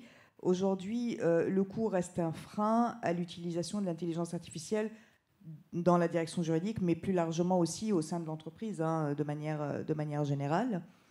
On ne va pas aborder ici des questions de prix, de tarifs ou de coûts. Mais en tout cas, si ça peut être un élément qui peut vous rassurer, dans la collaboration qu'on a avec Softlaw, on n'a pas empilé les solutions et on n'a pas empilé les prix et les coûts. On a intégré pour vous restituer quelque chose qui a du sens. Et si c'est quelque chose qui vous intéresse, on en reparlera ensemble. Le coût aujourd'hui, en tout cas pour nos juristes, pour nos clients, dans nos solutions Legal Suite, n'est clairement pas un frein. Voilà. Mais ça reste aujourd'hui, dans la perception, ça reste un frein. Le manque d'expertise interne pour mener à bien les projets de Legal Technology ou d'expertise, comme on disait tout à l'heure, hein, de savoir comment fonctionne l'IA, mais vous n'en avez pas besoin, puisque comme on vous l'a montré, la technologie, c'est le back-office, on s'en occupe, et tout ce que vous avez besoin, vous, de connaître, c'est juste le côté fonctionnel, comme l'a fait Stéphane, pour pouvoir voilà, faire un drag and drop, le déposer, glisser quelque part, et puis faire une revue, tout simplement, des métadonnées. Tu veux intervenir? Oui. Je te connais. Hein. Je ne suis pas tout à fait d'accord avec toi sur le manque d'expertise. Je le dis à titre personnel, et parce que je suis aussi formatrice d'Alloz et Francis Lefebvre sur des formations pas du tout classiques, mais les Legal Tech et la digitalisation. Voilà. Qu'est-ce que ça veut dire? Et aujourd'hui, les freins, il n'y a pas ça, ce manque d'expertise, parce que les juristes sont des experts de leur sujet. Et il y aura toujours un technophile dans l'équipe, ou sinon ils feront appel à quelqu'un, où il y a l'IT, où il y a vous. Et il y a aussi de l'accompagnement à la prise en main. Il y a aussi, si c'est nécessaire, de la formation. Il y a plein de choses qu'on fait. Aujourd'hui, je trouve que le manque d'expertise, c'est pas tout à fait juste, puisque ce sont des solutions assez faciles à prendre en main. En fait, tu es tout à fait d'accord avec moi. Oui, mais donc je trouve que... Ouais, en fait, vous me dites la même chose, tu veux dire, c'est ça? Parce que l'expertise, le manque d'expertise, c'est justement dans la technique, dans la technologie de l'intelligence artificielle. Et on dit la même chose. La technologie, c'est notre métier. Ouais, ouais. Et vous n'avez pas besoin de cette expertise-là, mais encore une fois, dans croyance. La perception, je comprends. Ouais. Ça reste un frein. Mais c'est vrai qu'aujourd'hui, c'est pas il y a des gens pour faire les projets, pour faire ces projets-là. Et donc moi, je dirais que c'est un manque de temps, en fait, un vrai frein. Parfois dans le schéma de pensée, mais c'est du temps investi pour en gagner derrière. Et ça limite, on peut poser une opération, quoi. Ça se calcule assez vite en fin de compte. Oui. Le temps passé à faire le projet versus à gagner du temps derrière, ça se calcule assez rapidement pour enclencher les choses au niveau du management, de la direction et des budgets. Et le frein culturel? Ah ça oui. Ça quand même, soyons clairs. Hein, la population juridique n'est pas la plus tech, la plus technophile, mais je trouve que c'est celle à qui, sincèrement, quand on présente des bonnes solutions, c'est celle qui décide de passer le cap le plus vite et qui va complètement ensuite. Oui, dans le culturel, il y avait aussi cette crainte de confier quelque chose qui est essentiel hein, pour nos clients, la donnée, l'information à un robot. Ah oui, non, mais c'est normal. Enfin, voilà. Tu as raison, parle-en, c'est important. Enfin, alors là, moi, quand on a commencé à parler de l'IA appliquée au monde du juridique, mon métier fait que je bosse beaucoup aussi avec des avocats d'entreprise. Et ces gens-là m'ont dit « Non mais attends Adeline, tu crois peut-être qu'on va laisser des robots venir nous voler notre métier ?» Waouh, c'était il y a 5 ans à peu près, 5-6 ans. Et là je me suis dit « Waouh, il y a du chemin, parce que c'est pas le sujet, c'est pas l'enjeu, c'est pas le projet. » Et en fait, on est là pour transformer, moderniser l'outillage qui nous permet à nous et aux juristes, aux avocats de faire leur métier. Mais il y a quand même cette chose-là dans les pensées. Et donc oui, il y a ce côté des robots vont nous voler notre métier. Mais j'ai l'impression que ça s'efface quand même, Carla, ça. Enfin, je sais pas. Enfin... Complètement. Parce de plus en plus. J'ai l'habitude d'intervenir quand même 80 fois par an sur pas mal de sujets comme ça. Et j'étais l'associé d'une des premières startups du droit. Et je parle de startup du droit, je ne parle pas de Legal Tech, parce que la terminologie est arrivée en 2014-2015. Et c'est vrai que nous, on était trop en avance de phase par rapport à notre solution d'extraction de données et tout. Mais il n'y avait que 2 acteurs à l'époque, et c'est vrai que le marché n'était peut-être pas encore mature. Aujourd'hui, une vraie maturité du marché. les solutions répondent en tout cas des besoins concrets, il n'y a pas de défiance, il y a beaucoup moins de défiance, et les professions du droit se sont emparées du sujet parce qu'il y a une phase d'observation. Je pense que maintenant, tout le monde est au même niveau, et puis même avec le contexte sanitaire, tout le monde est au même niveau sur les outils, que ce soit sur le collaboratif, que ce soit sur les échanges avec l'avocat, avec la direction juridique, avec ses clients. On maîtrise tous pratiquement les mêmes outils, et on est tous contraints d'y aller par des appels d'offres, par la direction juridique qui impose aussi au cabinet d'avocats d'avoir les mêmes standards que lui. Donc, bon, on va dire, il n'y a plus ce problème-là, et aujourd'hui, on fait un vrai focus aujourd'hui sur le légal pur, l'expertise, le légal, la stratégie, et non moins sur, on va dire, les débats qu'il peut y avoir sur la tech ou pas la tech. Enfin, je crois qu'il y a quand même encore une ancienne école qui préfère le paraphe papier, même si on a du tout digitalisé. Dès qu'on va retourner au bureau, ils vont le réutiliser. Pour qui la signature électronique, c'est le diable. Enfin, je suis désolée, mais il y a aussi une ancienne génération qui est encore là. Il faut les aider à comprendre. On peut en débattre, mais là, on ne parle pas des directions juridiques et on ne parle pas des notaires qui, à 95%, ont réussi à maintenir l'activité grâce à la signature qualifiée. Ah, mais je suis d'accord. Et la visio, mais et les avocats aujourd'hui, parce qu'on a mené une étude prospective aujourd'hui sur l'appropriation des outils des cabinets d'avocats par segmentation, monoposte, enfin, un cabinet individuel, un cabinet de 2 à 5 personnes, 5 à 10, et c'est les cabinets de 6 à 10 personnes qui sont les plus innovants, ce qui ressort de tout ça. Et aujourd'hui, de toute façon, ils sont contraints. Donc, il n'y a même pas besoin de se poser la question. Ils sont contraints, et on a vu la perte qu'il y a eu sur le judiciaire ou sur le pénal pour eux. Donc, voilà. Donc finalement, c'est une révolution, entre guillemets, plus culturelle, de positionnement, de stratégie de marché, plus que de techno, en fait. Et vous parlez de freins, c'est une question d'envie aussi, tout simplement. Les solutions existent aujourd'hui. Les compétences, on peut les acquérir, c'est pas compliqué. On peut déléguer, on peut recruter, on peut avoir des talents. Ça, c'est pas un souci. Donc tous les signaux pour moi, et même venant du législatif aujourd'hui, et d'un point de vue réglementaire, on va dire, le législateur œuvre pour accélérer justement tout ça. Bon, voilà, pour moi, y a pas le chemin est en route, ça c'est clair. Il n'y a pas de sujet. C'est pour ça que je parle de 3 ans maximum, à peu près, parce que déjà ce que j'avais prévu dans mon rôle de prospectiviste avant l'arrivée du contexte sanitaire, j'avais évalué plein de choses à 3 ans, et en fait tout a été fait en 3 mois. Hein. Donc on a vu qu'on était tous agiles et qu'on était capable de faire face à l'adversité et puis de le transformer en opportunité. Donc je ne me fais aucun souci sur maintenant le bien fondé, ce qu'on n'a pas eu le temps de se poser les questions. Vous-même, vous avez dû mettre plein d'outils, y compris pour la tenue des AG, pour plein de choses, pour le vote électronique, pour la signature. Et donc finalement, en fait, vous avez été contraint de le faire dans l'urgence et non pas peut-être à un moment donné dans la compréhension. Vous avez dû prioriser dans les outils. Bon. Et comme on doit prioriser dans les investissements. Et donc ce que je veux dire par là, et j'arrête sur ce propos, c'est qu'en fait finalement maintenant, il y a plus la quête de sens, c'est ok, donc j'ai compris, mais de quoi j'ai besoin aujourd'hui, voilà, quel est le bénéfice, 3 mois, 6 mois, 9 mois, 1 an, et entre guillemets maintenant vous faites votre cheminement. Sauf qu'avant on n'a pas eu le temps, c'est ce qu'on appelle la courbe du changement en fait, tout simplement. Moi j'aimerais rebondir sur ce que tu viens de dire, Dan, justement. Tu parlais du législateur qui accompagne ce mouvement. On est en plein ici dans le plan de relance. On est associé, on est partenaire chez Legal Suite du hub France-IA. On est en plein dans le sujet qui s'adresse, alors je ne sais pas si vous représentez des grands groupes ou des PME ETI. Ce programme-là donc s'adresse spécifiquement aux PME, aux ETI, qui souhaitent se digitaliser en intégrant de l'intelligence artificielle. Donc on est partenaire aujourd'hui du Hub France. Il y a un programme qui s'appelle le PAC-IA. On va beaucoup communiquer dessus dans les prochaines semaines et qui subventionne la moitié des investissements que vous faites pour acquérir des solutions qui intègrent de l'intelligence artificielle. Si, tu as raison, c'est hyper important d'en parler parce que en fait, c'est juste une mise à disposition financière pour payer vos projets de ce type-là. Exactement. C'est pendant 2-3 ans, c'est ça ? Oui, 3 ans là. Je crois que c'est quelque chose comme ça. Donc c'est effectivement, déjà ça rejoint ce que vous disiez par rapport aux fameux 2-3 ans. C'est le chemin, c'est le moment et en plus il y a un financement. Donc, et il y a ce point-là pour aider peut-être à enclencher les choses. Oui.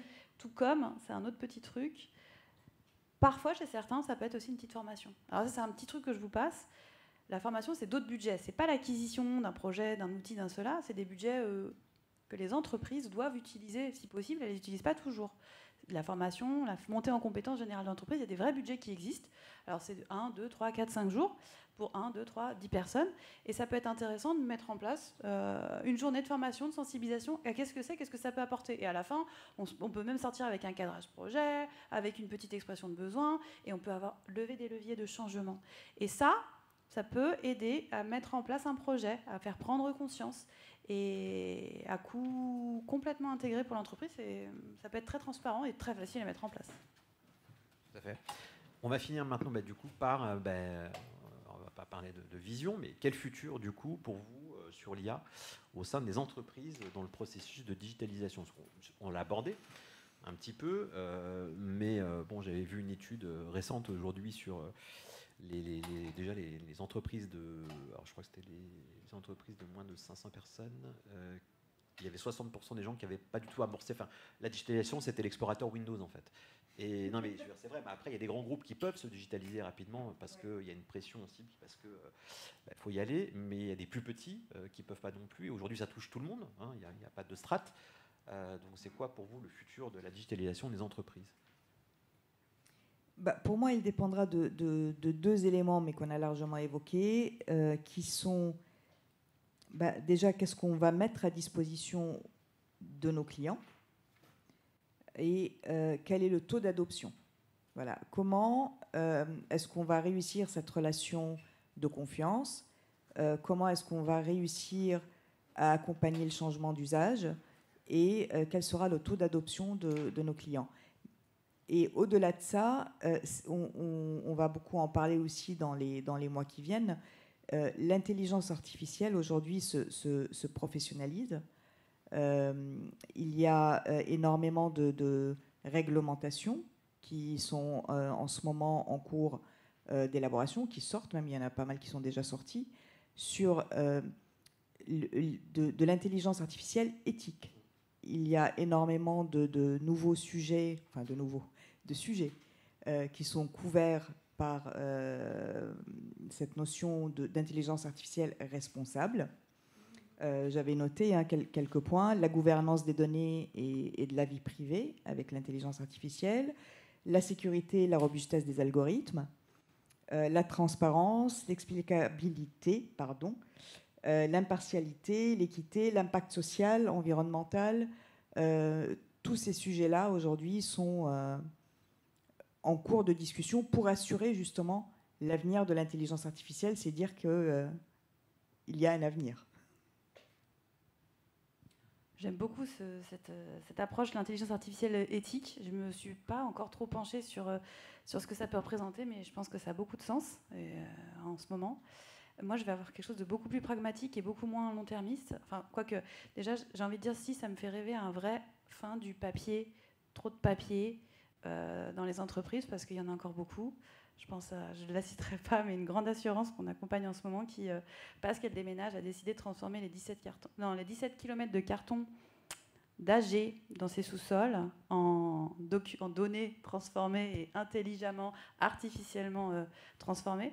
Donc la fin du papier, déjà, c'est beaucoup moins poétique que ce que tu disais, mais c'est ça.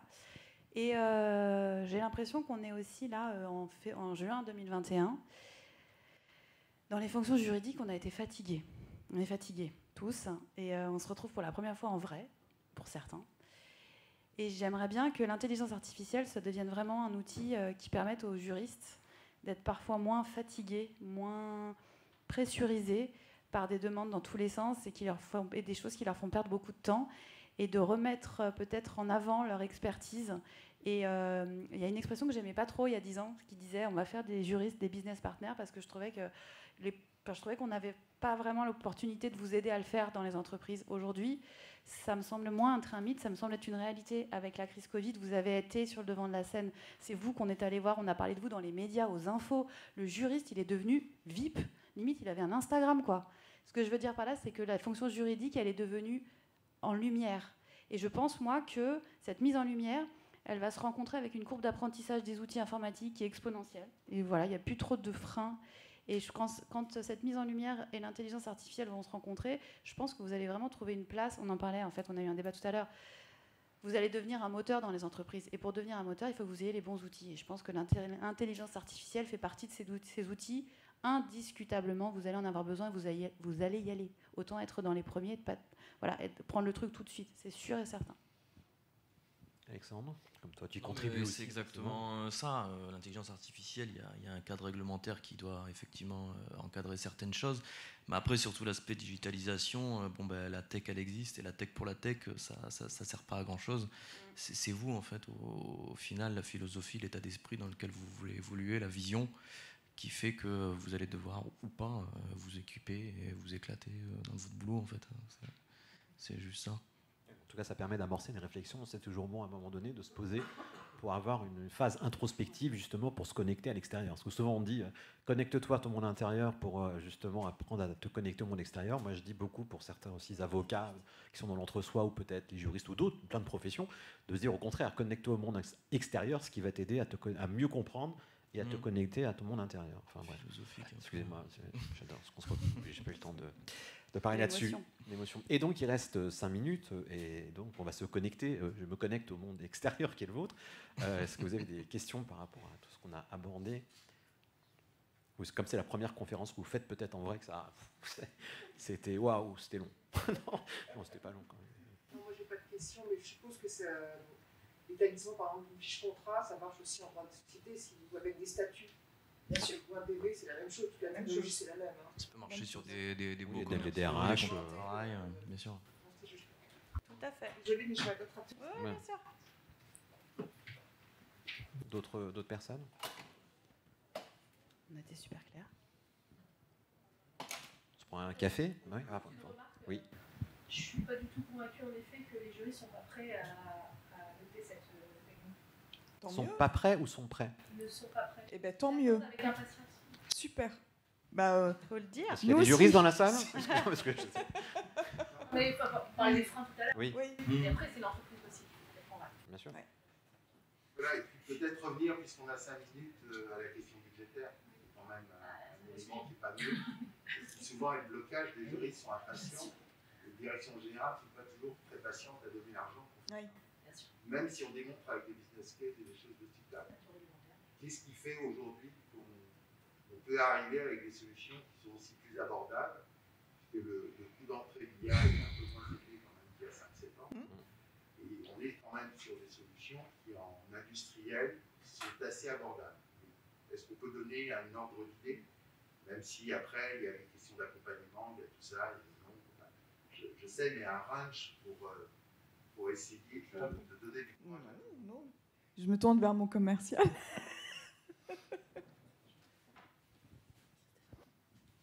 On garde le masque. Ouais, c'est pas très Covid. Regarde ton masque. Je me mets loin. Prends ça et remets mon micro. Ouais, pardon, Parce que c'est sinon, bon. on va se faire taper. Excusez-moi, ce que c'est, on dit waouh, ouais. Non, mais. Ouais, non, tu as raison. Je suis tout ému de ces retrouvailles, c'est pour ça. Des bisous. Non, pour des questions de budget, je dirais que c'est très variable. Enfin, il y a une première donnée qui est importante pour établir un budget, c'est la volumétrie. Si, comme je disais tout à l'heure, vous parlez de reprise de stock ou pas. Ça, c'est le premier point. En gros, le ticket d'entrée pour accéder à l'IA, c'est une 50aine d'euros par utilisateur par mois, pour être très clair. Donc on est dans quelque chose qui ne coûte même pas le prix d'abonnement sur des sites web professionnels qu'on peut avoir. Donc on est sur quelque chose d'assez bas. Après, effectivement, il faut coupler le coût d'accès à la solution Galaxy. Et ce coût, il va être très variable. On a des clients à juriste unique, comme des grands groupes. Je pense récemment L'Oréal. On est sur... Bon, de toute façon, 3 ou 4 000 utilisateurs, donc on n'aura forcément pas les mêmes coûts. Voilà. Donc c'est très variable, mais en tout cas, c'est fait pour être abordable. Nous, notre vocation, quand on a établi le pricing de cette offre, c'était de pouvoir le rendre accessible au plus grand nombre, comme on a une clientèle très éclatée. Donc voilà. Bon, une centaine d'euros en fait, par utilisateur par mois, vous avez une solution de gestion de contrat qui intègre de l'intelligence artificielle. J'ai une question, vous posiez... Il y a madame qui voulait, je crois. Ah oui, pardon, allez-y. Je voulais juste compléter ce qu'a dit Madame Auchan sur le fait, je pense que tous les juristes aujourd'hui sont tout à fait open sur ces solutions. Génial. Je ne crois pas que ce soit, comme vous l'avez dit Madame, je ne crois pas que ce soit un problème aujourd'hui. La seule question que les juristes se posent, c'est garder le contrôle. Oui, ça c'est un vrai sujet. La vraie question, c'est celle-là. D'accord. Non, les jeux, c'est open. Mais par contre, ils veulent garder le contrôle parce que le souci de ces outils, c'est que bien souvent en entreprise, ça passe effectivement en transverse avec les opérationnels. Et le souci, il est là en fait. C'est après, les opérationnels sont très créatifs par nature. Il ne faudrait pas qu'ils fassent n'importe quoi non plus. Alors, les juristes, oui, leur direction, pas toujours. Je dis les juristes, oui, mais leur direction générale, financière, etc., quand il faut débloquer le budget, il y a un gros travail interne de démontrer vraiment la valeur, le ROI, le fameux ROI. Non, mais là, madame était sur vraiment garder le contrôle lorsqu'on... Après, oui. Mise à disposition. Technique, oui. Je pense que les juristes ont besoin aussi de garder le contrôle. Après, l'outil, il ne faut pas que l'outil puisse être... il faut éviter l'effet boîte noire de l'IA. La seule crainte des juristes face à ce type d'outil, c'est ça en fait, c'est d'être sûr que ça n'échappe pas en réalité après au quotidien, parce que sinon les opérationnels pourraient faire des créations un petit peu... Je comprends tout à fait le point de madame. En fait, dans nos solutions, ce qu'il faut savoir, c'est que ces solutions-là, ce sont les solutions qu'on met à disposition de la direction juridique, des juristes. Ils ne sont pas accessibles par les opérationnels que nous sommes. En revanche, vous allez pouvoir collaborer avec les opérationnels, mettre à disposition les documents que vous souhaitez mettre à disposition, ne pas donner une possibilité de modification de ces documents, mais par exemple, vous êtes sollicité, encore une fois, je sais parce qu'on le fait en interne, je sollicite mon juriste pour un NDA, mais il a autre chose à faire. Le NDA, si je ne le modifie pas, je le génère, je l'envoie à mon client, qu'il le signe, et puis voilà. À la limite, il ne veut même pas le voir passer, et puis c'est tout. Dans votre projet, quand vous décidez, qu'est-ce que vous donnez à voir à qui, à modifier à qui, c'est un moment dur dans le projet, c'est qui fait quoi, qui peut modifier quoi, voir quoi. C'est vous qui décidez ça. Il y a pas, ce risque n'arrive jamais, de perte de pouvoir sur le patrimoine contractuel. Jamais, je ne l'ai jamais vu. Une cartographie de vos droits d'accès à faire dès le départ. Et, au moment de l'onboarding de la solution, en fait, on vous accompagne. C'est ça. C'est ça. Oui, mais là, je ne suis pas sûre que ce soit la direction juridique qui décide. Ah si. Ah si. Ah si. Ça dépend justement de la configuration de l'entreprise et je pense que s'il doit y avoir une crainte, madame parlait et vous parliez de frein, oui.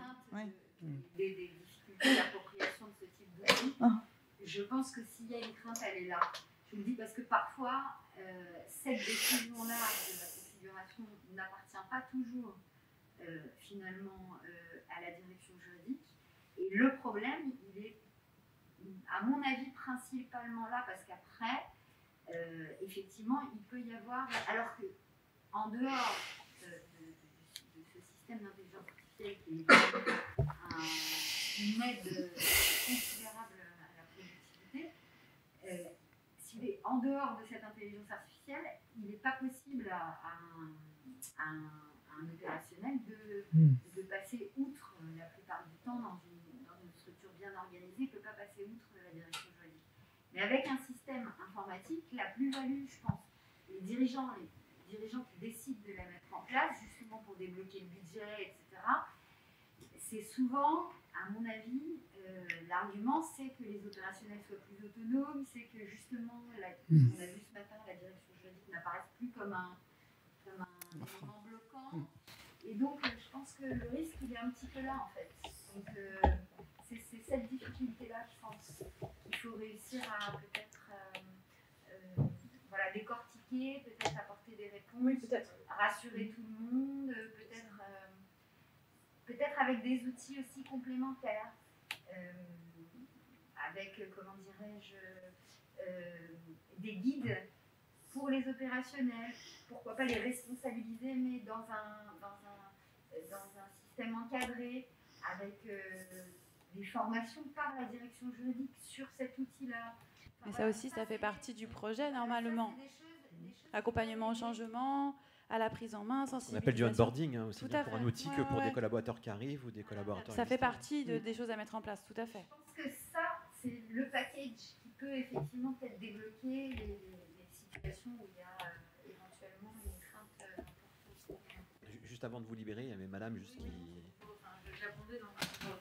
Je trouve que c'est après à définir comment les opérationnels vont pouvoir accéder à l'outil, mais je pense qu'un certain nombre de juristes, notamment sur le fameux SBA ou un certain nombre de documents qui n'apportent aucune valeur ajoutée aux juristes, qui sont quelque chose qui est facilement industriable, ils sont très contents en fait de donner aux de permettre aux opérationnels de générer tout seuls leurs documents, à condition effectivement que la matière première, donc le contrat, les clauses et tout ça sont maîtrisées par les juristes, puisque c'est eux qui mettent dans l'outil les documents en question, que les opérationnels vont générer, parce qu'ils savent derrière qu'en fait ça a été validé par le juristes. En fait, il y a beaucoup, les pouvoirs, les NDA, les contrats à faible enjeu, que vous allez définir dans une politique contractuelle comme étant à la main de l'opérationnel, parce que pas d'enjeu, parce que le montant n'est pas dans votre politique contractuelle, parce que plein de raisons. Vous allez définir tout ça, et donc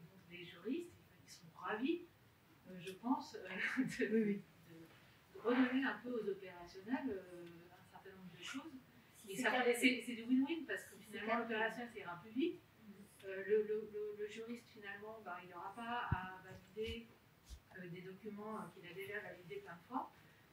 Donc voilà, il faut effectivement le cadrer, ça fait partie du projet, ça fait partie des critères qu'on va donner et qu'on va mettre dans des process. Qui fait quoi en fait, qui a accès à quoi et comment les gens le font. Et le cadrage ne bride pas la prise d'initiative, c'est parce qu'on... Vous voyez ce que je veux dire. Il y a le bon équilibre, en fait. Exactement. C'est pas si évident. Si l'opérationnel est créatif, il aura l'obligation de passer par le juriste pour voir si sa créativité... Ça remonte dans ces cas-là, tout à fait. Avec les obligations... C'est tout à fait ça. En fait, lorsqu'on permet la génération automatique de documents, généralement, on l'accompagne d'un workflow de validation si l'opérationnel a été créatif. Oui, et puis les super aussi, comme bien d'autres, intègrent tous ces workflows. Tout à fait. Vous pouvez bâtir vos workflows de la façon qui colle à votre process. Tout à fait. J'ai une toute petite question, je suis désolée, sur des fonctionnalités. Ce que j'ai en tête par rapport à ça, sur la façon dont nous, on peut s'améliorer aussi dans notre façon de faire le métier, on parlait des closiers. Est-ce que finalement, à travers cet outil, on a la capacité justement de faire du comparatif entre les closiers versus finalement qu'est-ce qu'on a obtenu en négociation et qu'est-ce qu'on a signé. Et comment finalement il faut qu'on travaille nos clauses pour nous améliorer. Vous voyez ce que je veux dire ou pas? Complètement, on y réfléchissait justement, on débattait en interne sur ce sujet-là.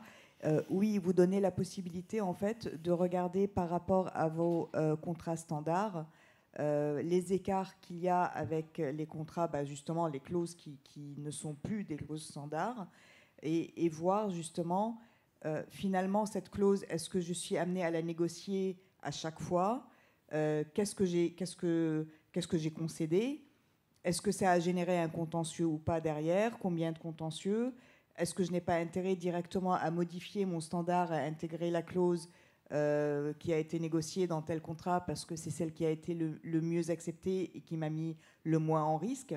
Effectivement, c'est des choses qu'on... On est sur la gestion de risque, on est sur l'efficacité. Bien sûr. En fait, si on met des clauses trop dures, on sait qu'on va ralentir. Ben oui. Partir en négociation, on va rallonger le temps de négo. Donc s'il y a tout ça derrière, en fait, en termes d'efficacité, j'imagine qu'on peut aller toucher grâce à cette technologie. Donc ça, c'est bien possible. Absolument. En tout cas, merci beaucoup. Merci à tous. Merci beaucoup Alexandre Pires, Adeline Fedrizzi, Carla Egli et Stéphane Lécher. Et vous, je ne vais pas vous souhaiter, mais à vous, super, merci. Ceux qui nous regardent dans 5 minutes, je pense aussi. Merci. C'est un bon moment, je pense. En tout cas, merci infiniment d'être venu. Merci de votre participation. Merci d'avoir interagi. Ouais, c'était super. Et merci à vous. Et merci bien. Au revoir. Au revoir.